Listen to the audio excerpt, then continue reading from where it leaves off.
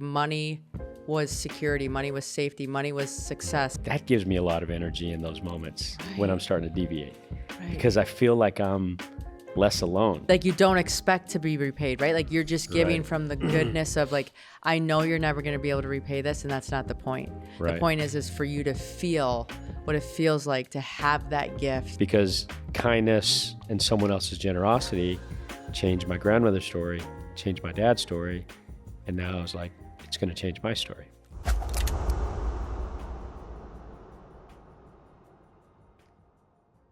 All right, friends, today I have a friend on the podcast, Bobby Herrera. Bobby, thanks for showing up. Hola, Jen. Good to be here. I'm so excited you're here. We've been trying to Yeah. plan this podcast for a year. At least. Yes. And You've been climbing mountains? I've been climbing mountains. You've been building a big, busy company. And doing all the things with the kids and running every sports team that they're involved in. Yeah, trying to. They keep me running. They do. Especially at the level you parent. I like it. Thank you. You're welcome. Yeah. You're welcome. Okay, so I met you with the book, The Gift of Struggle.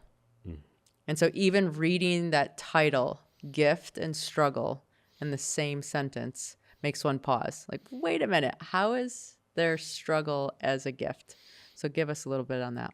Well, it's counterintuitive, right? It's 100%. a bit of a brain warp, because you have to be crazy to want to struggle, but you'd have to be crazier to believe it's never going to happen. However, my observation has been that even in my own journey, we want to do everything we can to prevent it. And I've had to learn how to intentionally reflect, to be a student of it, because every time that I've ever struggled in my life, it gave me something that I could carry forward when I would inevitably face a similar challenge again. So. And how do you think you've stayed out of victim mentality in your struggles? Or are you ever in the victim for a little bit and then you flip out? Or are you, this is me trying to go into victim and I'm going to stay in my power? Well, there's a bit of a welcome to humanity aspect there, right? Where it's like we're always pulling ourselves up out of that. Well, first I'd credit it to very good people that I've been fortunate enough to surround myself with, that give me the energy I need when I don't have it myself to pull myself out. And secondly, I believe that I've been in student mode of really reflecting and trying to reset and reframe my own story for so long now, that in those moments when I feel that extra heavy tension of wanting to deviate in that direction, I do my best to pause and reflect on those previous moments when I pulled myself out of it. So I think it would be more of an and to those two that have helped me keep from deviating to those other moments. And then there's also the good fortune that I'm blessed to have what I call a surplus of first world problems. Right. So perspective is also a real good friend of mine. When I really start trying to head in that direction, I'm like, good gosh, 99% of the world would trade places with me in a fraction of a second. Right. So that's been helpful. Yeah, no, it is. Perspective is key to all the things that we're taking on. And I know when I was on a mountain once, it was a horrible snowstorm. And when it's a bad storm, you normally wear pink goggles because it's a low lens, right? And it allows you to see depths and stuff in the snow. So I'm wearing these pink goggles. It's snowing. All of a sudden, I'm losing where I'm at. And I'm like, oh, you know what? Cotton candy. I feel like I'm in a cotton candy bowl. Yeah. And then on top of that, there was this rope that I was tied to. And the rope and this color was looked like a watermelon rind. So I'm singing that song, watermelon sugar high, and I'm in the cotton candy bowl, and life is good. And then my alarm goes off because you forget to eat sometimes at altitude. So the alarm goes off and it tells me, oh, it's time to eat. So I go to adjust my goggles to get food. And all of a sudden I take my goggles off. I'm like, we're in a horrific snowstorm. Yeah. Why are we moving and not setting up camp? This is not safe. And everybody who's with me is like, where have you been? Yeah. This has been like this the last couple hours. So I don't know why all of a sudden you're getting all your panties in a bunch over what's happening. I'm like, what? They're like, what have you been doing? I'm like, well, I was like singing my Watermelon Sugar High song and like thought I was in a cotton candy bowl. He's like, well, this is your cotton candy bowl. And that was just shocking to me at how much energy zapped out of my system because I had a different lens on. Right. And so anytime that I'm in this hard time or like I'm like trying to figure things out, I'm like, okay, what's another perspective I can take in this moment and give myself the fun versus the struggle, even though because both are available. What's interesting about that is as you were talking about that story and using that as a metaphor, like I was reflecting on similar moments. So I've also found it very helpful when I'm out on the road. I get an opportunity to meet a lot of great people through my storytelling journey and so forth. And I'll often hear others say to me, while you were telling that story about what you were going through and how you pulled yourself out of it, I was playing a movie in my mind on how I experienced something similar where I also did that. And what I didn't say a while ago, while I'm bringing this up now, is not only in sharing my own struggles, but in listening to others. That gives me a lot of energy in those moments when I'm starting to deviate, because I feel like I'm less alone. You know, often we look at struggle through some pretty negative lenses, right? It can be embarrassing, it can be painful, and we often feel like we're alone. And it's by doing these things and surrounding ourselves with brave people that are willing to talk about theirs that we're like, I got this. It's like, I can do it. Yeah.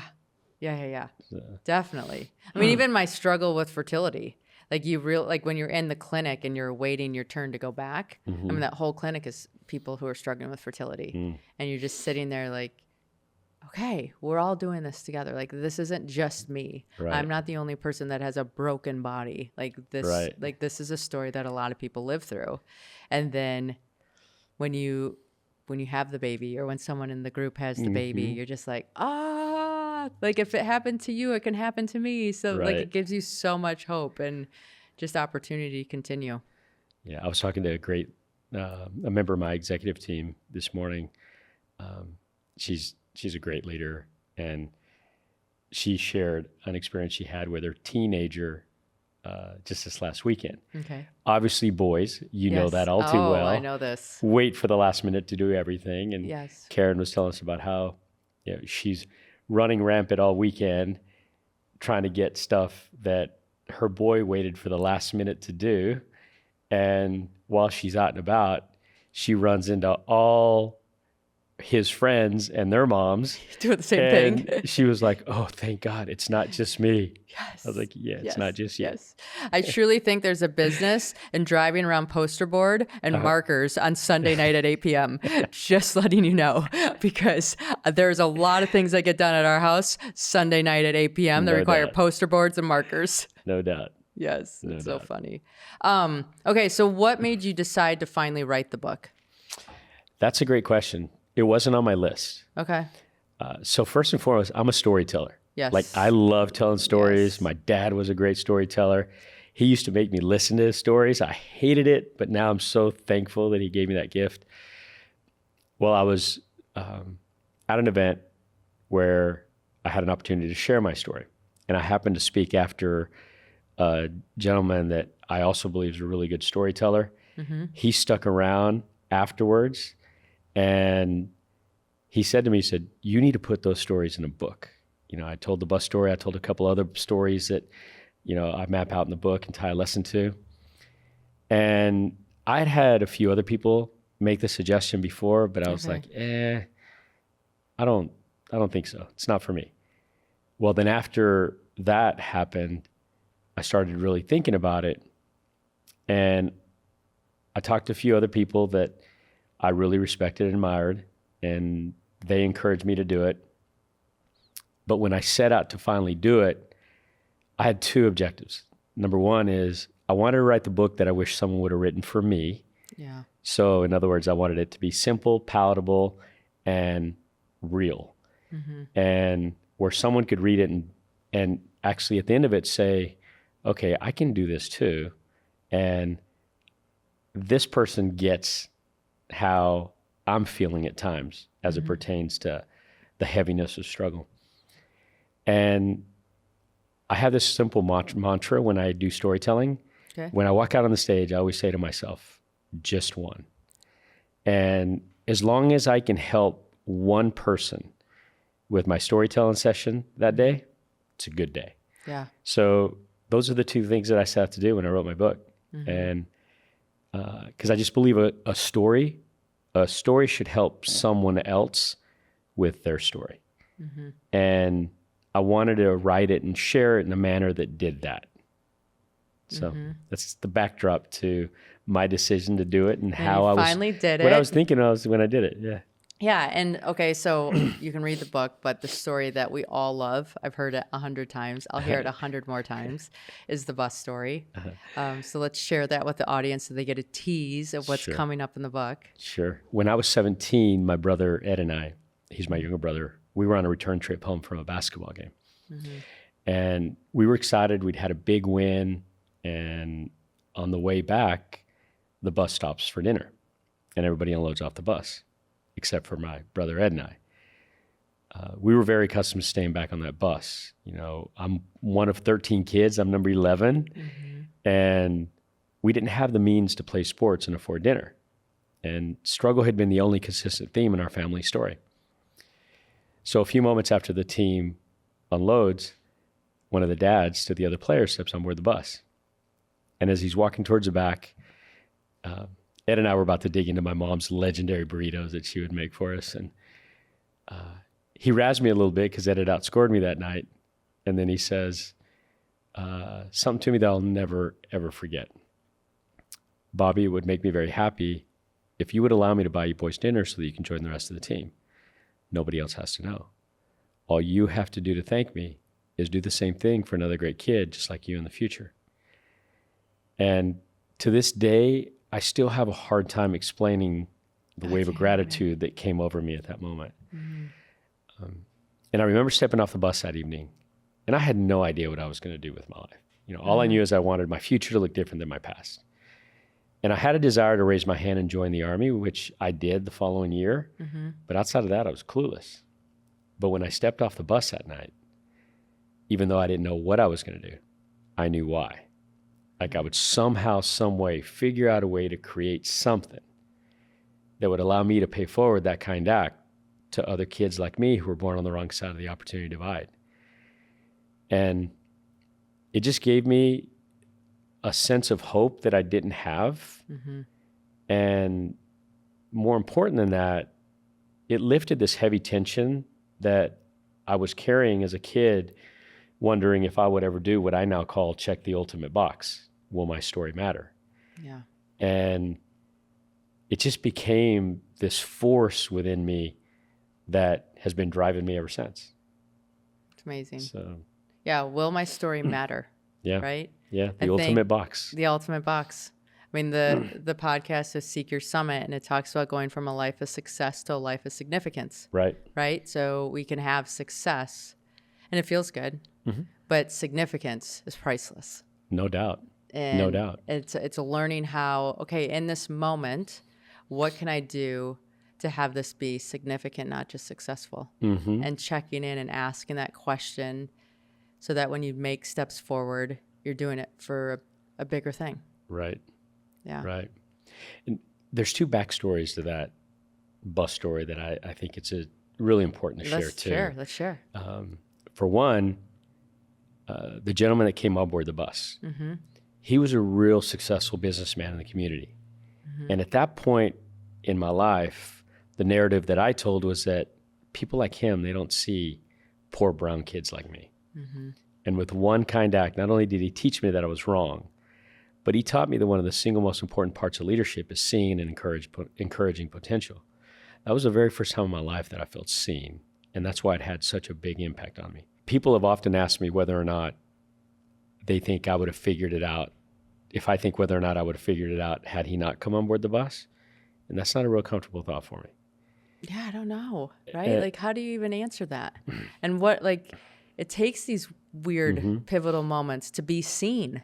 Amen. And to be seen as a human and say, and especially when you're from an area where it's like, you think that money is, we're all grow up at some level, or I mean, Right. hopefully not today's world, but when I grew up, I'm like, money was security, money was safety, money was success, money was all these things. Now, as we've aged, we've learned there's so many more definitions to what that really is. Right. But in your mind, when somebody is that person and says hi, Right. I mean, it's Right. priceless. Like, I don't know. Right.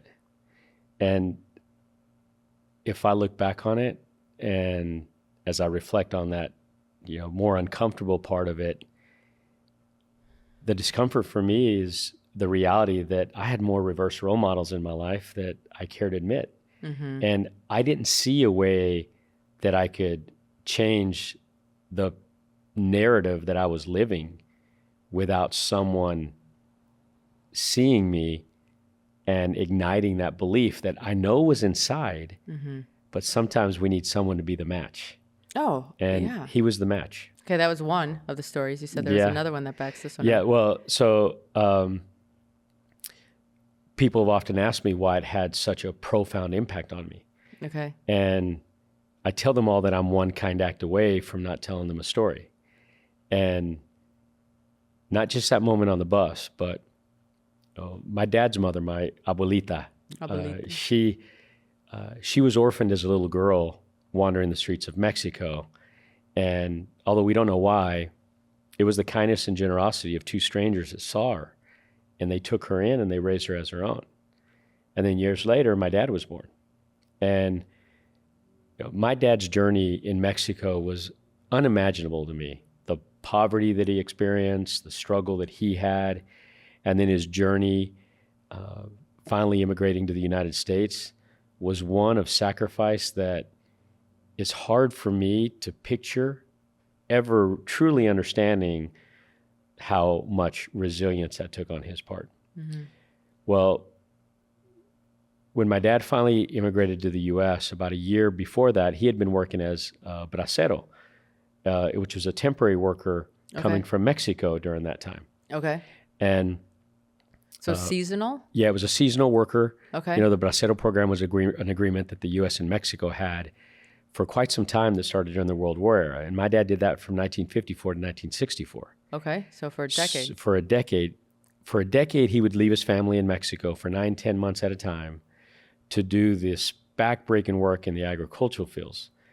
And it wasn't like they could communicate back then. Right, like no cell phones or anything, right? Meanwhile, my mother was back in Mexico trying to raise... How many kids at that time? More kids than you have now. Yes, I can't even imagine. Exactly. What? And firsthand exactly, Right, and I'm very blessed to have resources. Yeah. Right? Yeah. So did she have a lot of family to help? She didn't have anything much help at all. Wow.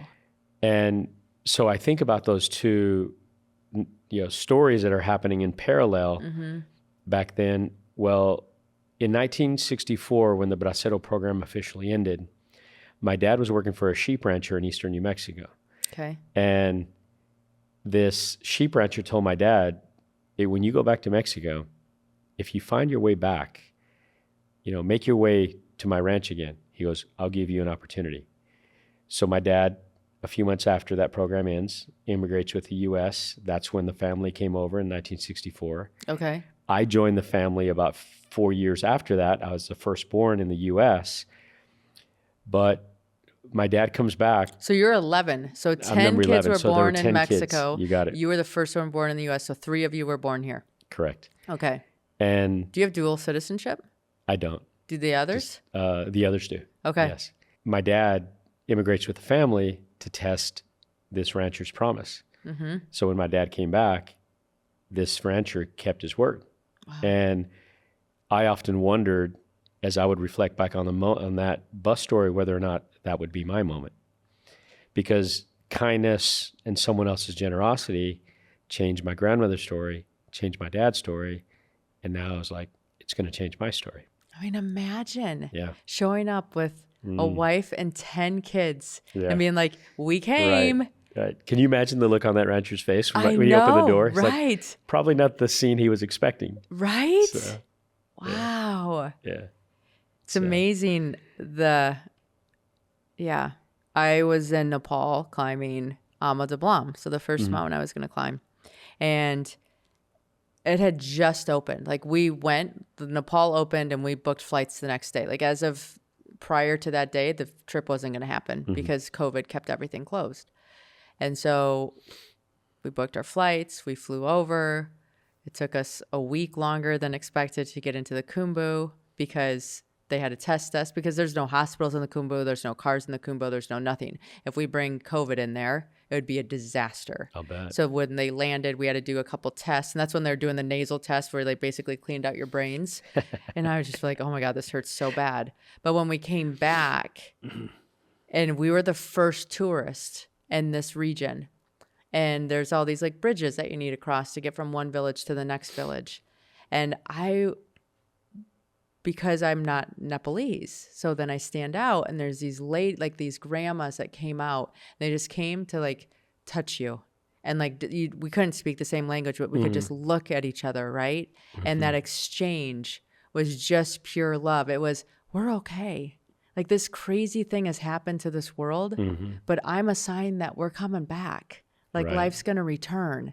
And it was such a special time to be hiking through that area because everybody was just like seeing each other again and taking that moment again and being like, okay, so when we climbed that mountain, it was so much more than climbing a mountain. It was saying like the pandemic's done. We're here. Like we continued on. Society's okay. And I've been back a few times and I mean, it's nice, but it's not the same as that first time. Yeah. Yeah. Those moments, you have to cherish them. Yeah. And I'll often ask when I share that story with an audience or a group of leaders, I'll often get, I don't think I have a bus story. I don't have one that is as poignant or stands out to me like that. When someone tells me I don't have a bus story, I'll then encourage to ask themselves, okay, I want you to reflect back on your story and think about one of those moments where someone made you feel seen or when someone did something for you that you still remember to this day. Like there's a reason that moment stands out in your life. And then I'll encourage them to take that thought forward and say, okay, based on that moment, what is it about it that gives you energy, that gives you joy, that fuels your desire to make this world a little bit better than when you entered? Like there's something about that moment that makes you want to do something for someone else. It's a call to action. And through that reflective exercise, most people will then start to think about someone who saw them, someone who made them feel seen or heard, and they can start doing what I believe is a very powerful resetting exercise around that moment. And I'll then encourage them to take a look at the story that they're narrating. We're all narrating a story. All the time, yeah. So I'll then say, okay, that's the moment that gave you purpose, that gave you meaning, that's calling you to do something that ultimately is going to guide you to check that ultimate box. How are you making that the center of the entire story that you're narrating? And if you can make that the focal point to the best of your ability based on whatever you have going on in your life, that's going to give you energy. It's going to give you fulfillment, because too many people, my observation has been they try to focus on what they're doing, not why they're doing it. It's like what you're doing is just a vehicle for why you want to do something good for the world. Because that moment when I stepped off the bus, I wasn't thinking about building the kind of business that I built. All I knew was I was going to build something. Like it could have been Bobby's Burrito Shack in Hawaii, which doesn't sound like a bad idea. I'm in. I will serve the margaritas. Right. But what's important, but it pales in comparison to why it drives you. Right. No, and you're telling this, and I'm reflecting back at a time where someone did something for me, and it was the first time I wouldn't be able to repay. First time I wouldn't be able to make it equal in my mind or be able to like level the playing field. Right. And then it was one of those lessons where, man, it matters to give where you can't repay. Right. And like, you don't expect to be repaid, right? Like, you're just giving Right. from the goodness of like, I know you're never going to be able to repay this. And that's not the point. Right. The point is for you to feel what it feels like to have that gift Right. that it's so big that Right. you don't even have words for it. Right. Yeah. Yeah. It's so magic. And I want to plant that seed in my kids' hearts early. I've been doing the prayer for generosity by St. Ignatius with them for a while, almost daily, anytime we're driving in the car or whatever. And because I want them to understand what the real essence of generosity is. And it's just that. Do you have this prayer memorized? Oh, of course I do. Let's do this. I want to hear it right Sure. now for the group. So everybody, shh. So it's the prayer for generosity by St. Ignatius. Okay. And it says, Lord, teach me to be generous, to serve as you deserve, to give and not to count the cost, to fight and not to heed the wounds, to toil and not to seek for rest, to labor and not to seek any reward, save that of knowing that I do your holy will. Amen. And they've committed that to memory. We say that whether we're driving to school in the car or if not in the morning, some time in the afternoon. I'm imperfect, but very consistent with them saying that prayer. Yeah. And I just cue it. I'll start it like, Lord, teach me to be generous. And then they'll just pick it up from there because I want them to seed that deep in their hearts. Because someday, whether someone is inevitably going to see them on their journey, but more importantly, I want them to remember that in that moment when they get to be like that kind man on the bus that changed my life. And they know the bus story. And of course all they that know the stuff, bus story. so, Right. I mean, my kids know the bus story. Yeah. So, yeah. It's, I think it's important because in the end, I think that's what drives whether or not we check the ultimate box. So. Well, it just makes the hard times, I mean, it gives you resilience, right? It gives you a well to like keep pulling from, to be able to keep bringing whatever you're doing forward. Right. And say, okay, this is going to be good. Right. So you're a natural born storyteller. You're a natural born leader. But I say that with like a pause because it's a skill that we can all develop. Sure. What do you think the most important part of being a leader is? I was actually asked this question once. Okay. And I believe I already answered it. Right. Okay. Someone asked me once, hey, what do you think one of the most important attributes of leadership is? And obviously it's not just one, as we all know. Right. But I disproportionately believe that it's generosity. Okay. And I then go on to share what the true essence of generosity is, and that is giving more than you take. And if you keep that ratio disproportionate in your actions, I believe that what ultimately happens is you build what I believe is the single most important asset that any leader will ever own, and that is trust. And the more trust you build, the better you either solve problems or deliver service, build relationships, et cetera, right? My humble opinion is that that's driven by the generosity and the motive that you have as to why you lead. Because some of the other skills that come with leadership, like, communicating with clarity and, delegation and all those skills, like those are permission to play. Like if you don't develop those and hone those and work those, you're not going to get very far anyway. Right. So that's the permission to play and side. But if you don't have a heart of generosity, who's going to follow you? Like who's going to want to climb the mountain with you? Right. So, and, I'll often use the mountain as a metaphor. As my company, I have a climbing theme and everything. And you've helped me encourage some of my leaders with some leadership reminders over the time that we've known each other. But I believe that we share three basic desires, right? We want to stand out, we want to fit in, and we want to be a part of something bigger than ourselves. Yeah. And generosity, in my mind, fuels our ability to make people feel those desires and feel seen as a result.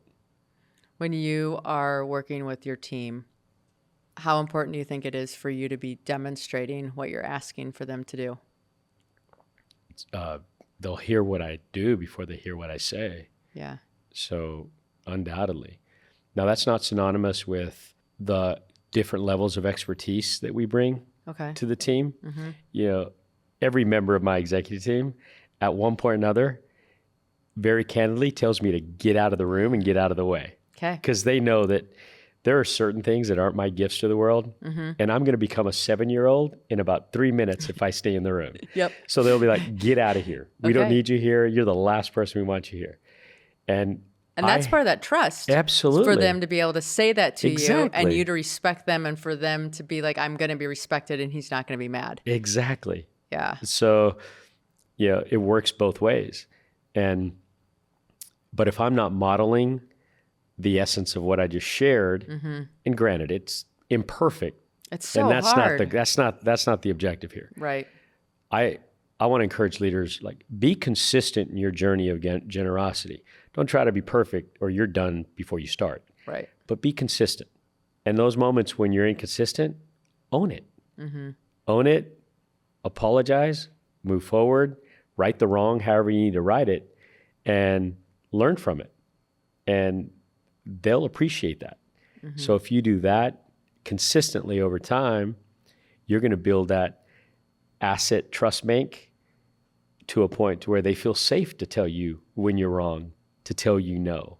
How seasoned is your team? Because that takes a while to build. They've been with me for a good while, and they're all in different phases of their leadership journey. Okay. Which is, really, it's a great benefit for me because I can learn from them just as much as they learn from me, and I have over the years.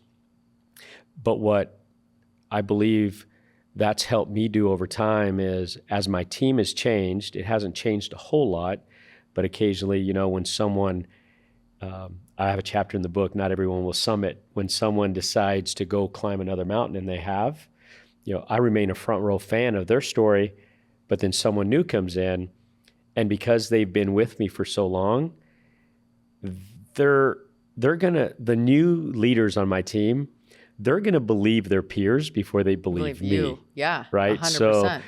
So that's been a real benefit because they're able to then help us remain behaviorally aligned.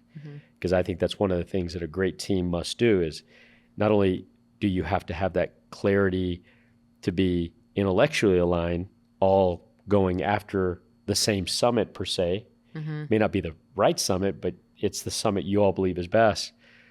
But then how you're going to get there together, you can't have any discrepancies there. Right. You'll have healthy conflict along the way. Right. No, this way, no, this way. That's expected and that's healthy. But you have to be aligned philosophically. And so because they've been with me for so long, it helps me tremendously. No. I don't have to rewire someone all by myself. Right. No, I love this because it's like running a big family. That's right. So I have 7 kids. Everybody's like, how do you manage 7 kids? I can't even blah, blah, blah.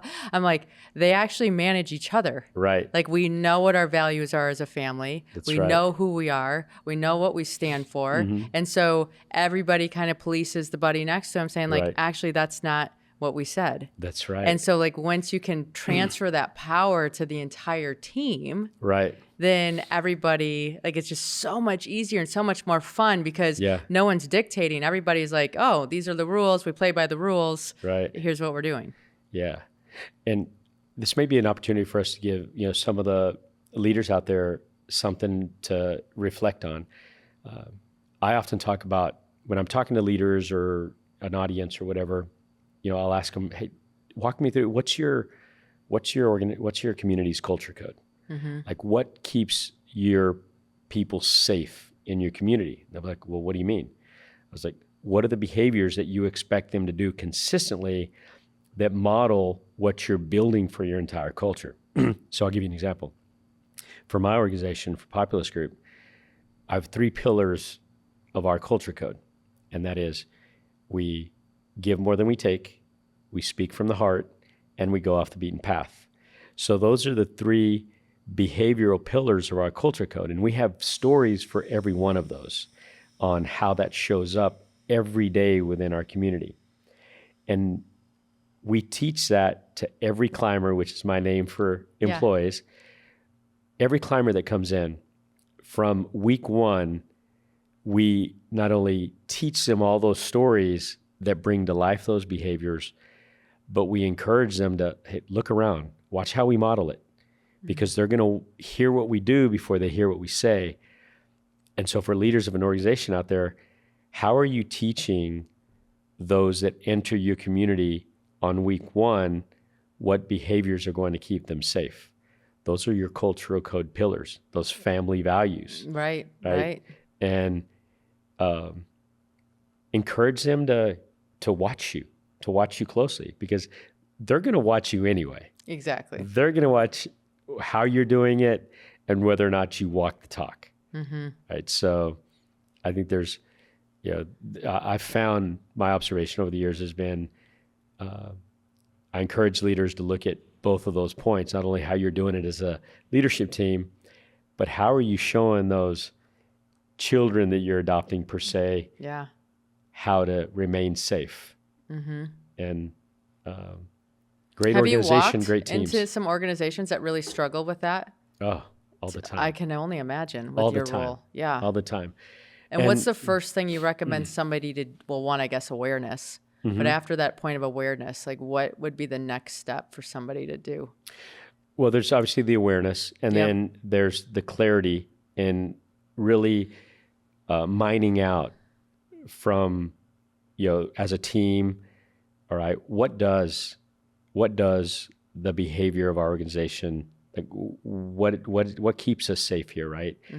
I'll encourage leaders to say, okay, why don't you identify the top, say, 5, your rock stars. Identify 5 people in your organization that immediately come to mind that consistently behave the way that you believe everyone in your organization should behave. And it's pretty easy for them to identify. Okay. Right. So then they'll write down those 5 people. And then they'll say, okay, like put in a big circle how they show up every day. Well, they speak their mind, or they whatever comes to mind about these 5 people. And you throw that all in a big circle and then start pulling out what the themes are. And what that's going to do is that's going to give you those behavioral pillars, right? Those 5 people stood out for a reason. Like, you want everybody else to behave that way, not just because they're top performers, because they stand for what you want to emulate as a community as a whole. That's where our 3 came from. No, I love this too, because you're also focusing on, instead of like the negative, you're focusing on the positive. So what are the positive things that we're seeing? How do we breathe attention into those things and then make them bigger? Because there's only so much space. So if you start filling the space with more positive, the negative gets pinched out and it doesn't show up anymore. Right. And so it's focusing on those pieces and understanding, okay, it's already in our environment. We just need to clarify it and bring more awareness to it and let that thing be the thing that we sail our ship on. And our messaging in the beginning when a climber joins the Populous Group community is, if you want to have an exciting climb here, if you want to make an impact here, if you want to climb your mountain and own your climb, do these 3 things. It's up to you. We actually give them a carabiner on day 1, and that carabiner says choice. So we, metaphorically give them the carabiner, give them the pen, and say, you get to narrate your story based on how well you choose to consistently model and demonstrate these 3 pillars. And when you inevitably stray, we're going to correct you and we're going to bring you back in. And so that's our responsibility, because I think we all intuitively, we don't like to be told what not to do. Exactly. I know. Right. Our kids sure don't. Yes. We enjoy getting the clarity on what to do. Right. So, kind of like that man called me to action. Right? He didn't tell me what to do. He empowered me to make it my choice. Because like I think back on that moment, I'm like, if he would have just said, hey, let me buy you boys dinner, my pride may have kicked in. Like I may have said, if he hadn't have called me to action to pay it forward, Right. I may have said, no, we're good. And just let it go. Enjoyed my mom's legendary burritos. Right. Which I would kill for now, by the way. But then I think just that human intuition would have caused me to maybe be prideful and not accepted his generosity. Right? It was still the same deed, but the wisdom and humility that he had to call me to action is at the essence of what I'm talking about. Call your people to action by telling them what they can do, but make it their choice. Yeah. Let it manifest how they feel it can manifest forward. That's right. Which then gives you the autonomy and the curiosity and the places that you get to do. So how are you paying it forward in today's world? Oh, I'm so blessed. One, I do a lot of storytelling for kids. I get invited to, sometimes speak at schools or, help wonderful organizations out there that help kids born on the wrong side of the opportunity divide. Those are the ones that I do. Started a mini, you could say a mini foundation within my organization. It's called the Populous Group Project. And as part of that, inviting my whole community at Populous Group to be part of the Pay It Forward generosity, aligning with schools. So everything around my own generosity plan is around paying forward that kind act. Writing the book was a big part of it. No, for sure. I want to continue to. And you're turning the book into a video book? What is this? So in November, we're, right in fall now, but we, in November, the video book version of it releases, which is basically taking a 3-hour book and converting it into a 1-hour video. Okay. Where I narrate it. We pick some of the stories from the book. And the thing that I'm most excited about is I get my own cartoon character. So some of it's going to be animated. Yes. My kids don't know. I'm going to surprise them because they're going to be animated in it too. Oh, awesome. And so they're going to get their own cartoon versions. So I can't wait to do that. So. Oh, that's so fun. Yeah, so that's coming to a theater near you. And, it's an interesting concept because there's so many people that just don't read. They're visual learners. And, there's going to be an opportunity for those that enjoy story as much as those of us that are real avid readers do. But they get to enjoy it via a 1-hour palatable, they're learning video. in their method. Right. So I'm excited for that. I think it's going to continue to help some more people. And we talked the other day, you have maybe 1 or 2 more books in you. TBD. Yeah. I'm a storyteller and I'm fortunate that I get invited to do a lot of storytelling and but I think I may have 1 or 2 more in me. Yeah. I hope so. I'm telling you, I love the book. I love sharing it with my kids. I love that you're doing these other pieces to make it just more reachable for others. Yeah, thank you. Because it's so important. Thank you. So, initially, this with your book coming out, which is going to be super exciting. I can't wait for it. It's coming out in January.